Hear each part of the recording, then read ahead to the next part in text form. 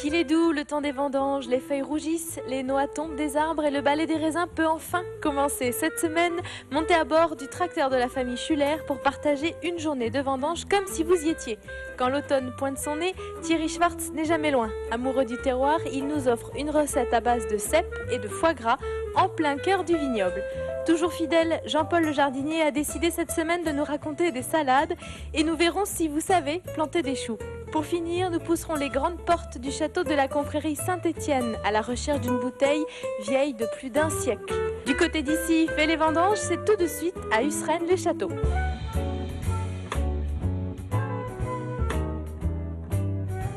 Chaque année, les vendanges génèrent près de 15 000 emplois saisonniers. Chez les Schuller, les places sont chères. Ici, on travaille, mais on rigole aussi beaucoup.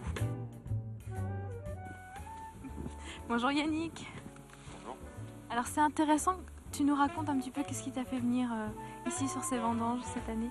J'avais 15 jours avant de recommencer mon nouvel emploi et donc je suis venu pour occuper pendant une semaine et découvrir le travail aux vendanges. Alors, c'est comment? Sympa parce qu'il y a déjà plusieurs générations, différentes générations qui travaillent, des jeunes, des plus anciens, et en même temps ça permet de découvrir un peu le travail de la viticulture que je connaissais pas du tout avant. En tant qu'Alsacien, ça fait partie? Voilà, tout à fait, et généralement on apprécie de boire du bon vin et c'est aussi sympa de voir comment il est préparé et y contribuer également.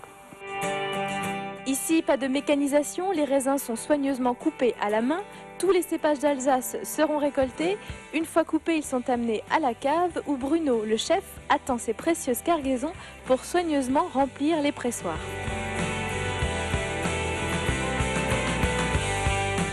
C'est des très vieux pressoirs, c'est des pressoirs qui ont plus de 40 ans. Alors si tout le monde dit que c'est pas forcément des pressoirs pour faire du bon vin, mais moi j'ai du mal à me sortir de ces pressoirs-là. Qu'est-ce qui vous plaît dans votre métier? Le fait de pouvoir s'amuser avec les différents raisins, les différents terroirs qu'on a, comme on est vraiment en Alsace, c'est une zone fantastique pour ça. On a tellement de terroirs et tellement de cépages qu'on peut vraiment s'amuser à faire beaucoup de choses. Moi, tous mes collègues vignerons d'autres régions, ils me traitent un peu de fou parce que on fait à peu près 35 000 bouteilles de vin par an et sur ces 35 000 bouteilles, il y a 25 sortes de vins différents. Bruno, on a vu comment ça se passait dans les vignes. Maintenant, j'aimerais que tu nous expliques comment ça se passe dans la cave. Quel est, on va dire, l'esprit de ton vin, du vin qui se fait ici? L'esprit, c'est de laisser les raisins le plus libre possible. C'est-à-dire qu'on vient, on presse, on débourbe et c'est la seule intervention qu'on fait après. Après, on laisse les vins s'exprimer tout seuls, on les laisse fermenter librement, ils apportent leur levure, ils se débrouillent. Alors, c'est pas forcément au goût de tout le monde, mais... Vous êtes critiqué sur l'aspect de la cave qui peut choquer quand on rentre? Si, ça arrive régulièrement. Alors, on a les deux, on a ceux qui aiment voir une vraie vieille cave où le fait qu'il y ait de la moisissure sur les murs et un petit peu sur les tonneaux et ces choses-là, ça les dérange absolument pas parce que ça leur plaît de trouver ce qu'il y a dedans, les bouteilles et pas autour des bouteilles, c'est pas ça qui est important. Et il y a ceux qui, ah oui, mais bon... On essaie quand même d'avoir une certaine qualité dans les vins, mais la qualité, on essaie de la fixer nous. Et pas de se la faire imposer, c'est un peu ça qui est un peu compliqué. Alors d'après ce que j'ai compris, ceux qui sont très motivés aussi, ce sont vos vendangeurs. Combien sont-ils cette année? Alors cette année, je ne sais pas exactement le nombre, parce qu'on en a qui viennent à la demi-journée, il y en a qui viennent à la journée, il y en a qui viennent tout le temps, pendant 15 jours, il y en a qui viennent pendant plus. Je ne sais pas, on doit être une douzaine en ce moment à peu près. Le secret, c'est de la cuisine familiale avec des bons produits. Et toujours garder une bonne ambiance, on loge tous les gens. Pratiquement tous les gens dorment à la maison. On a eu un stagiaire bourguignon qui a pris 10 kilos en 5 semaines. Évidemment, il faut que les gens ils se sentent bien, tout ça là, et automatiquement, il faut préparer des bons plats, il faut tout ça là, ça crée une certaine ambiance et c'est indispensable. Ça fait plaisir comme ça d'avoir une équipe là. On les envoie dehors, ils rentrent du raisin le soir sans qu'on s'en préoccupe. Et puis donc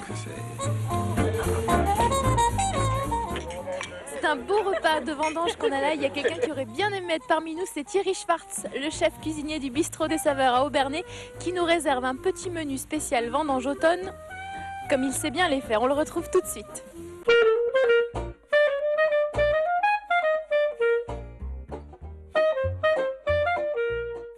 Thierry. Bonjour Caroline.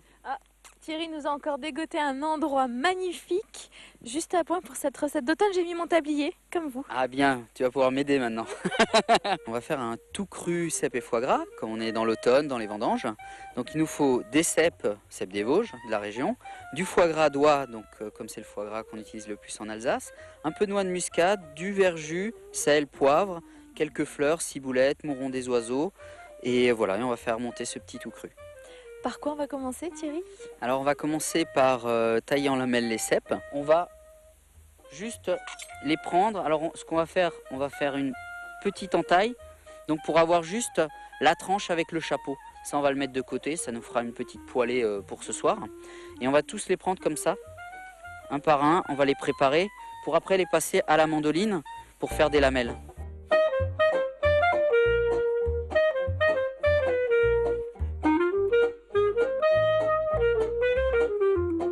Et après, on va au fur et à mesure tailler en lamelles le foie gras et on va monter ça dans un cercle comme un gâteau et chaque étage assaisonné. On le laissera reposer et après il n'y aura plus qu'à le trancher, à le déguster avec des petites fleurs.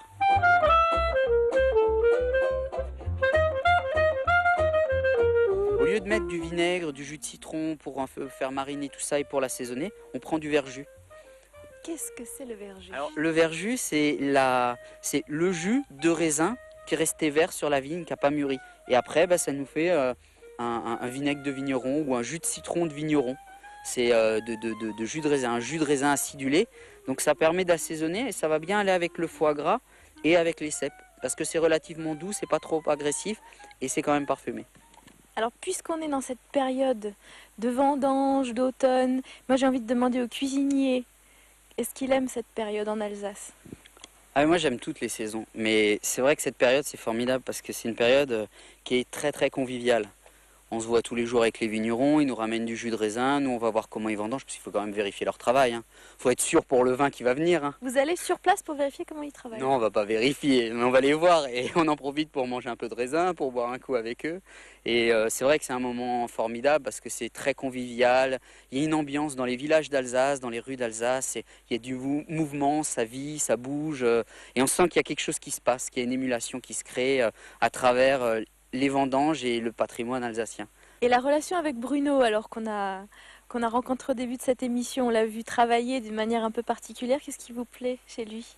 Ah c'est son exigence, c'est sa manière de jamais céder à quoi que ce soit, de faire ce qu'il a envie de faire, sa liberté, de dire voilà c'est comme ça que je veux faire, c'est à la fois pas conventionnel, c'est à la fois pas comme ça qu'il faut faire, mais c'est comme ça que moi je pense qu'il le faut.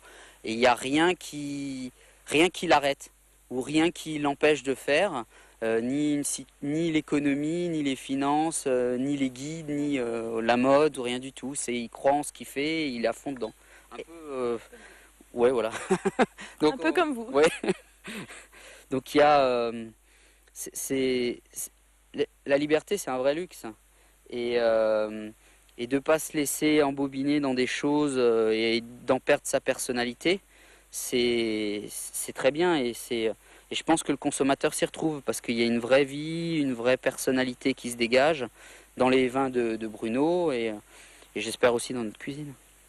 Allez, pour terminer l'émission, on va bien sûr retrouver notre jardinier Jean-Paul. Et juste après, je vous emmène dans les coulisses du château de la confrérie Saint-Étienne. On va apprendre à déguster du vin en folklore.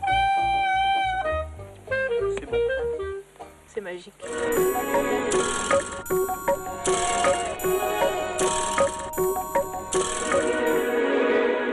Bonjour Jean-Paul. Bonjour Caroline. Alors cette semaine, j'ai eu votre message, on va planter des salades? Oui, en fait des salades d'escarole, pas n'importe lesquelles. Alors, bien sûr, on pourrait les planter au jardin, au potager, ça paraît évident. Mais on s'est dit aussi, si vous n'avez pas de jardin, exactement, que vous pourriez en cultiver sur votre terrasse et puis ça produira bien. Alors simplement, vous prenez des bacs avec du terreau, terreau horticole, terreau géranium, ça convient parfaitement. Il n'y aura pas des fleurs pour autant. Et puis vous pouvez mettre donc des variétés adaptées à la saison. On a choisi pour vous exprès une scarole qui s'appelle Encornet de Bordeaux. Pourquoi j'ai choisi cette variété? Parce qu'au lieu de s'étaler comme une scarole habituelle, elle a un port dressé, elle fait une pomme. Tout à l'heure, on va parler du choupetza, et il y a une comparaison, effectivement. C'est une pomme qui est bien dressée. Comme plantoir, je vous propose mes doigts. Allez-y. Voilà, donc vous prenez ça. Alors important quand vous plantez une scarole, comme une laitue d'ailleurs, vous n'enterrez pas le collet. Le collet, c'est cette partie-là, entre les feuilles et les racines, hein. Donc il faut qu'il soit au-dessus du sol. Alors en fait, vous contentez de mettre la motte à niveau et puis de tasser la terre tout autour. On en remet un là. Et ça viendra dans les 15 jours? Non, quand même plus. Non, il faut attendre. Et comme dit, vous les récolterez jeunes, très tendres encore. Il faut compter quand même 4 à 5 semaines. Hein. Quand elle sera bien grande, vous savez, ce sera pas mal. C'est un petit côté déco que j'aime bien. Comme nous, d'ailleurs, avec ces petits trucs. Voilà. Allez, il y a du boulot au jardin. Oui. Allez.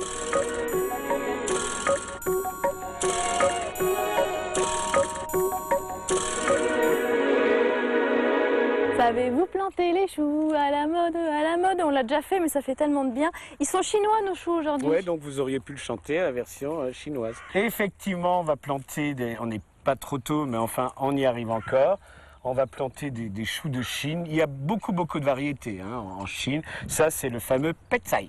Petsai. Petsai qui fait une tête, une pomme effectivement dressée. Excellent. Une pomme un peu veinée. Alors les feuilles de l'extérieur, je trouve qu'elles sont bonnes cuites. Celles de l'intérieur qui vont, enfin quand ça va se développer, hein, j'entends bien, qui vont se développer à l'abri de la lumière parce qu'elles vont être justement entourées par les feuilles extérieures. Celles-là sont encore plus tendres, elles sont blanches et elles sont vraiment très bonnes. Vous les coupez vraiment en lamelles très fines. Avec un peu d'huile de sésame. Voilà, c'est un régal. C'est vraiment un régal. C'est En un chou attendant, qui est très bon, qui est plus digeste que les autres choux. C'est vrai. Ah oui, non. Notre non, je bon raconte chou pas des alsacien à trucs. Notre choucroute. bon chou alsacien, il est extraordinairement bon, avec tout ce qu'il accompagne en solide et en liquide. Mais là, c'est un peu différent. C'est ça. C'est un chou sain. Et donc, un il chou supporte- sain, c'est déjà pas facile à dire. Facile, on a des petits choux en mode, donc ça, j'ai même pas besoin de plantoir pointu. Un trou, on pose la motte, comme avec notre petite salade de tout à l'heure. Mais là, par contre, on tasse davantage. Hein. Il faut vraiment faire une petite cuvette. Comme le chou va faire une tête en hauteur, on va le planter le deuxième ici. Tac, vous pouvez y aller, Caro. Donc on est à 20 cm. À 20 cm exactement de distance. Donc toujours bien tassé et faites une cuvette. Pourquoi faire une cuvette? Quand on arrose au goulot, c'est-à-dire à l'arrosoir sans pomme.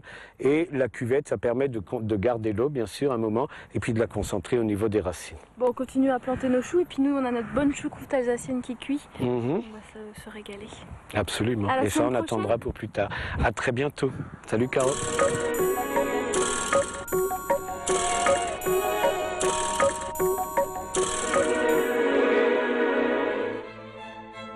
Il était une fois au milieu de la route des vins, le château de Kinsheim. De ses caves s'échappent des odeurs de terroir, des rires. C'est ici que la confrérie Saint-Étienne a élu domicile.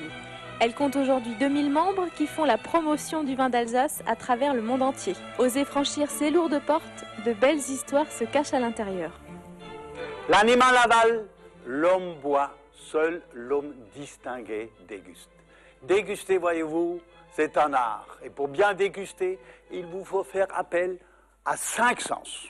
Premier de ces sens, c'est le toucher. Le deuxième sens, qui est le plaisir des yeux. Vous prenez votre verre que vous penchez légèrement, de façon à jouir de cette belle palette de couleurs, qui va pour les vins jaunes vers la couleur verte, feuille de vigne.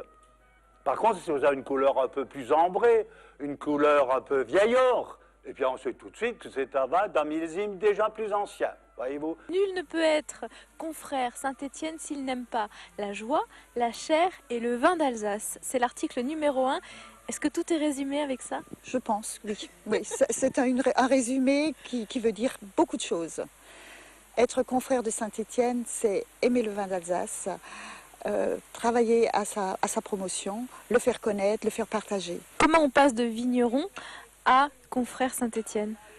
Moi, j'étais toujours en admiration devant la confrérie Saint-Étienne, devant cette passion qu'ils éprouvent pour le vin d'Alsace.